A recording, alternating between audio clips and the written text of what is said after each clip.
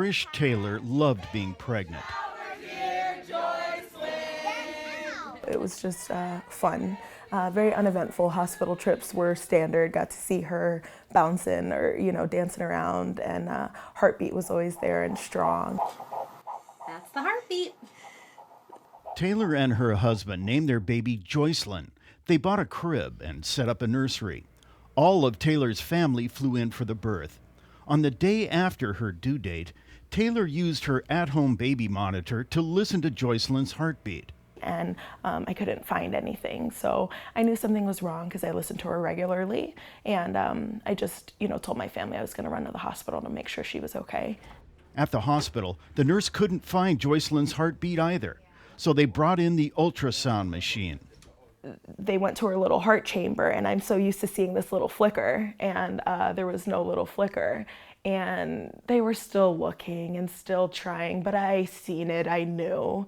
And I said, there's no flicker, right? And they said no. And that's when they said, we're sorry, Trish and Dwayne, Joycelyn doesn't have a heartbeat. Taylor could have had Joycelyn extracted by C-section, but she decided to go through labor and deliver her baby as she had originally intended. This is my beautiful daughter, Joycelyn Grace. She's almost 24 hours out the womb. She's already with the Lord. The Taylors chose not to have an autopsy performed on Joycelyn. Shortly after this video was taken, Joycelyn was cremated. To be sure, the vast majority of pregnancies in the U.S. result in a healthy baby. Even so, about 1 out of every 160 pregnancies ends up in a stillbirth. The March of Dimes says nearly 24,000 babies are stillborn in America each year. These kind of squiggly line is actually the actual moment-to-moment heartbeat of the fetus. Dr. Tom Kelly is chief of perinatal medicine for the UC San Diego Health System. He specializes in high-risk pregnancies. Dr. Kelly says women with conditions like lupus, diabetes, or pregnancy-related high blood pressure are at higher risk of having a stillbirth. Other risk factors include smoking and obesity. Unfortunately, about half the time there's no explainable reason, and that's the frustration for, the obstetrician as well as the patient is, why did this happen? And I guess more importantly, is this going to happen to me again? Kelly says the problem is perfectly healthy women who've had a normal pregnancy can still have a stillborn baby. Most stillbirths occur in low-risk women, unfortunately, because there are more low-risk women than high-risk women.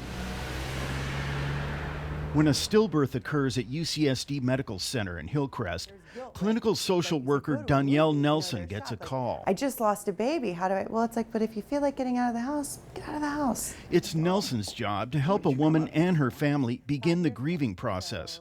So I've seen everything from walking into a room where patient is very numb, family is very numb.